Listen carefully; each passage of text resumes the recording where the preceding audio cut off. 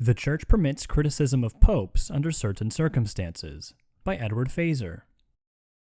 Fathers have the authority to teach and discipline their children, but this authority is not absolute.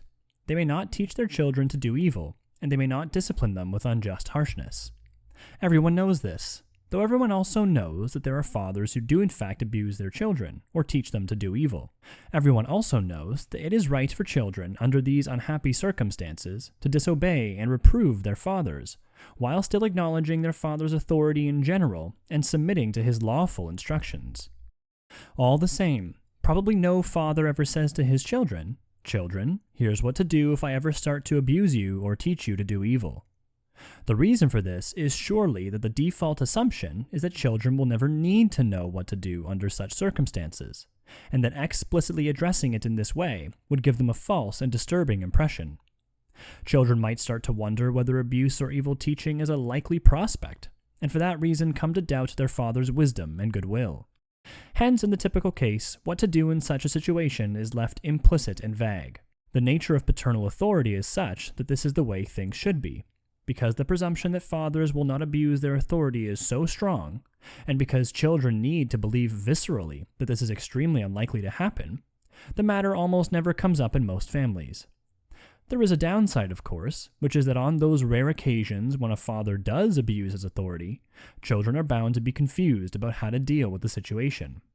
What do you do when the man appointed by nature to be your primary teacher and guardian starts to mislead or harm you? Now, the papacy is like this. The Church has no official and explicitly stated policy about how to deal with a pope who teaches error or otherwise abuses his office. That is not because such error and abuse are not possible. On the contrary, not only has the Church always allowed for the possibility that a pope can teach error when not speaking ex cathedra, and that he can make policy decisions that do grave harm to the faithful, but both of these things have in fact happened on a handful of occasions. For example, the doctrinal errors of Pope Honorius I and Pope John XXII, the ambiguous doctrinal formula temporarily accepted by Pope Liberius, the cadaver synod of Pope Stephen VI and its aftermath, and the mistakes of Pope Urban VI that contributed to the Great Western Schism. I have discussed these cases elsewhere. But there is in Catholic theology so strong a presumption against a pope making grave doctrinal and disciplinary errors that, as with a father in relation to his children, it would be potentially misleading and destabilizing explicitly to formulate a policy concerning what to do in such a situation. Hence, you won't find in the Catechism a section on what to do about a bad pope. The very existence and expression of such a policy might give the false impression that bad popes are bound to arise with some regularity. The downside is that on those rare occasions when a bad pope does come along, the Church is bound to be flummoxed. Many Catholics without theological expertise will wrongly suppose that a Catholic must absolutely always support any policy that a pope implements, or assent to any doctrinal statement that the pope issues, even when such a statement seems manifestly contrary to traditional teaching, as in the cases of Honorius I and John XXII. This will lead to one of two outcomes, depending on the capacity of such ill-informed Catholics for cognitive dissonance. Those who are more prone to react emotionally and less capable of clear and logical reasoning, and thus who are comfortable with embracing contradictions, will tend to go along with the doctrinal or policy errors of such a pope. Their own understanding and practice of the faith is going to be impaired as a result. They are also bound to sow discord in the Church, since they will likely accuse those Catholics who do not embrace the errors of disloyalty and dissent.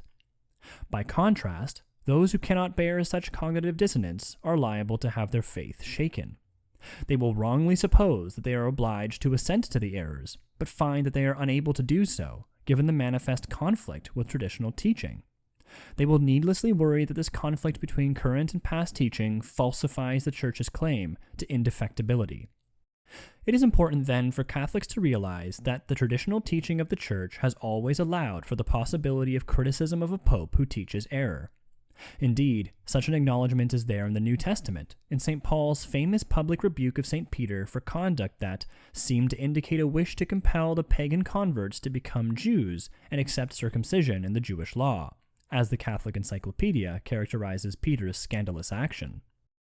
It is also manifest in the condemnation of Pope Honorius I by his successors, Pope St. Agatho and Pope St. Leo II.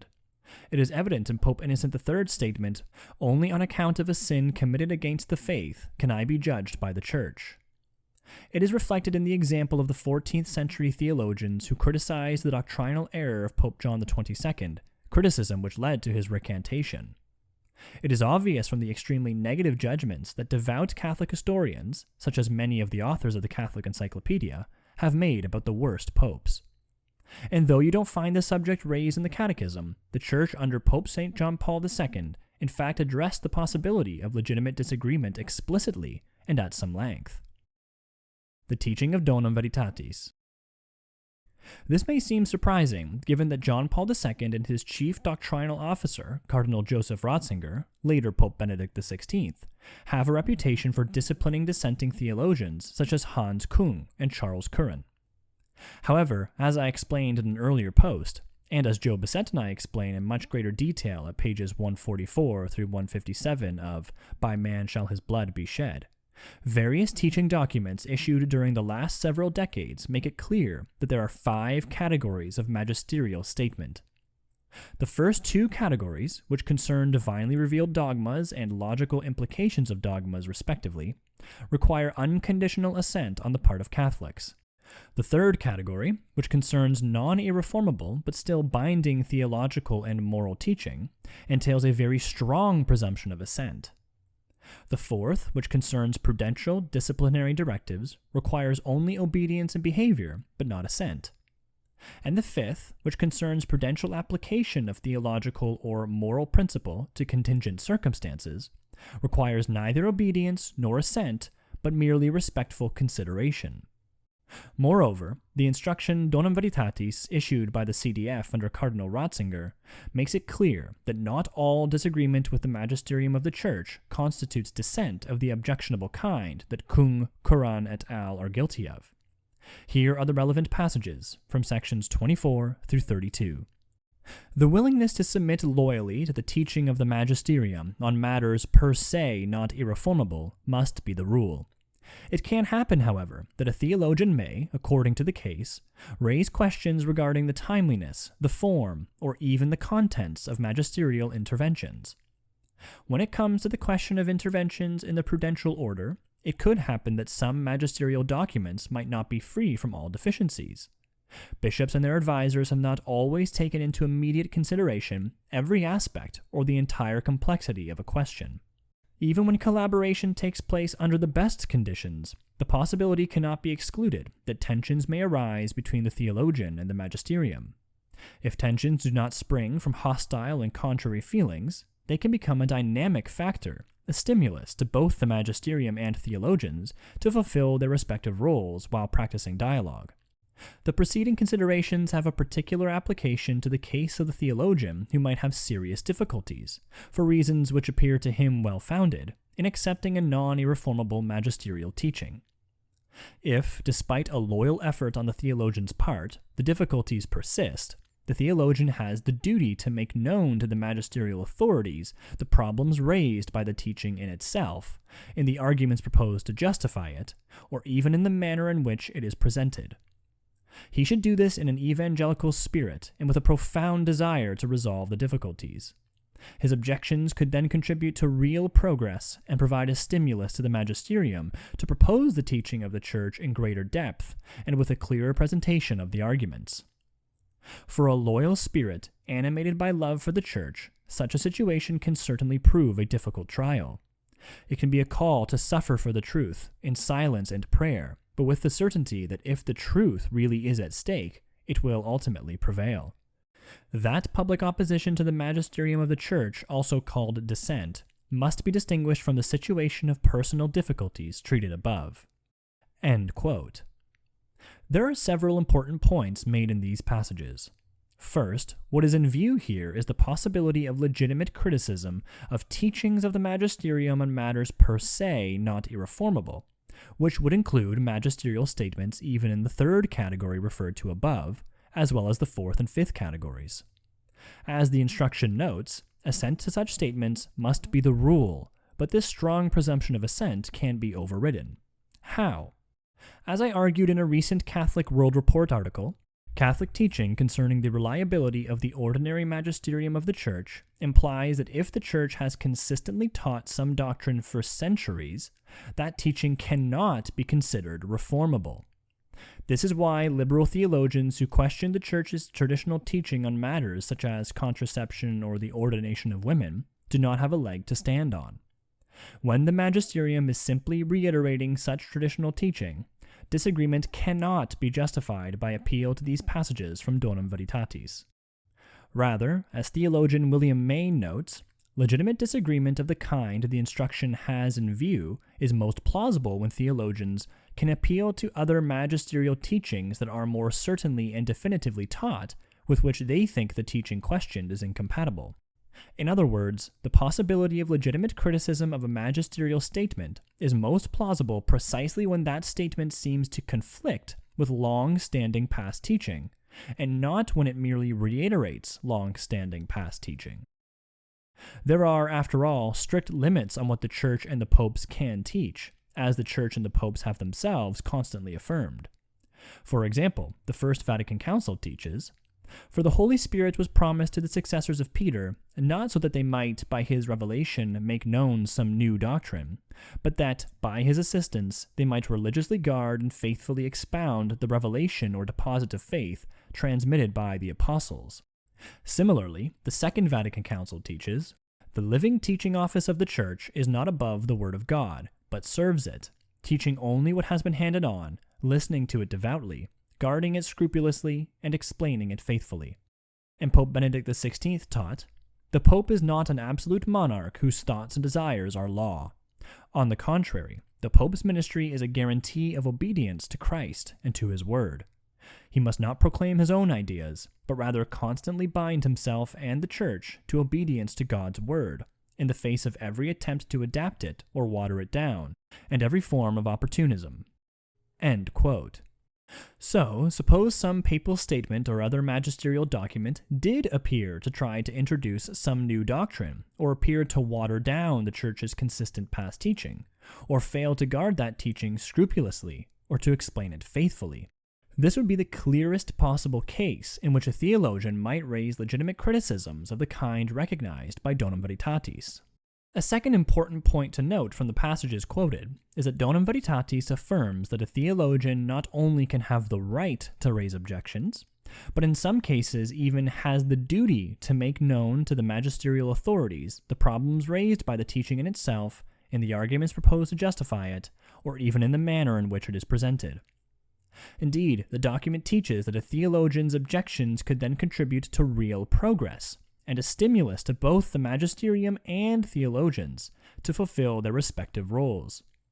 In other words, the Church doesn't merely tolerate criticism under circumstances like the ones in question, but acknowledges that such criticism can be a good thing and a service to the magisterium. A third and quite remarkable acknowledgement in these passages from Donum Veritatis is that for the theologian who raises such legitimate criticisms, such a situation can certainly prove a difficult trial. It can be a call to suffer for the truth.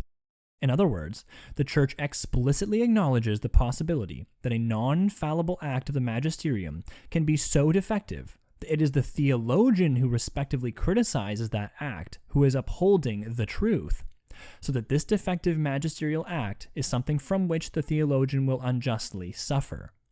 A fourth point that must be emphasized is that Donum Veritatis explicitly says that legitimate criticism of deficient magisterial statements does not constitute dissent from church teaching, as that term is usually understood. As the document goes on to explain in some detail, what the Church condemns as dissent has to do instead with attitudes of general opposition to church teaching, of the kind which arose after Vatican II. This spirit of dissent, Donum Veritatis says, has the following characteristics. It stems from the ideology of philosophical liberalism, which permeates the thinking of our age, and which pits freedom of thought against the authority of tradition. It regards teaching handed on and generally received as a priori suspect, and claims that doctrines proposed without exercise of the charism of infallibility have no obligatory character about them, leaving the individual completely at liberty to adhere to them or not. It often assigns a normative rule to models of society promoted by the mass media, is influenced by the weight of public opinion, and seeks to limit magisterial statements to topics which public opinion considers important, and then only by way of agreeing with it. In its most radical form, it aims at changing the Church following a model of protest, which takes its inspiration from political society. Clearly, then, the dissent that Donum Veritatis criticizes is the kind that is motivated by the theological liberalism of Kung, Curran, et al., which wants the Church to abandon traditional teaching and conform herself to the values prevailing in modern secular liberal society.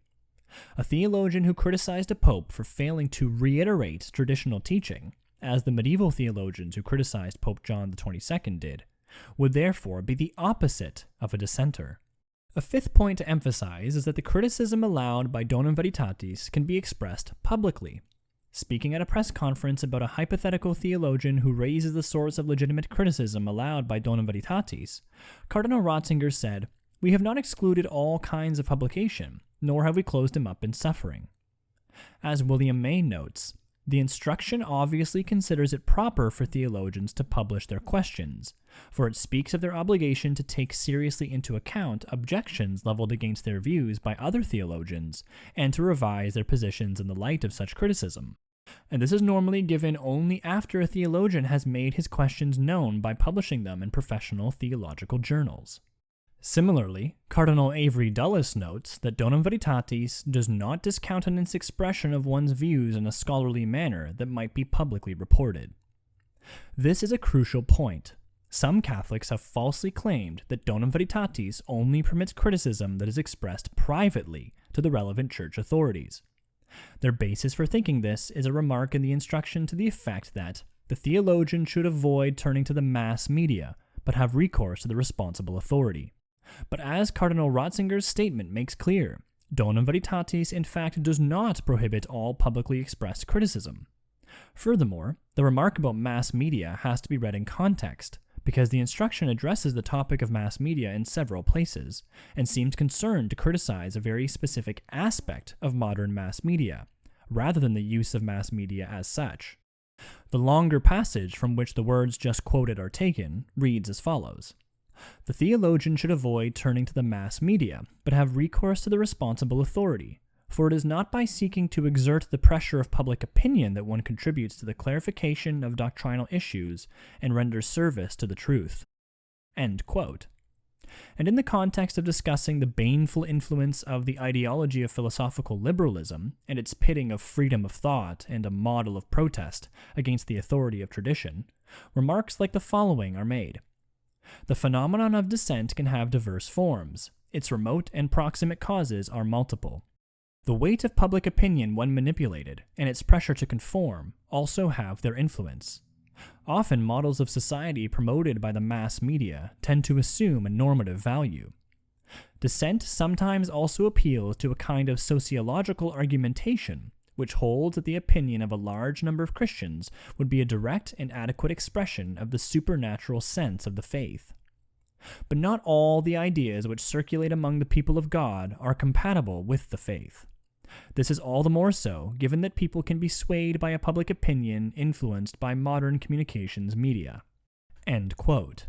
Clearly then, when Donum Veritatis expresses reservations about the mass media, what it has in view are the secular liberal values that dominate modern mass media, and have reshaped public opinion by means of it, and the way that dissenting theologians have sought allies in the mass media in order to reshape church teaching in a similar way. It is not the use of mass media per se that is bad. What is bad is trying to pressure the church into conforming itself to the values that dominate modern mass media and public opinion. Canon 212 of the Code of Canon Law gives further support to the legitimacy of public expressions of criticism.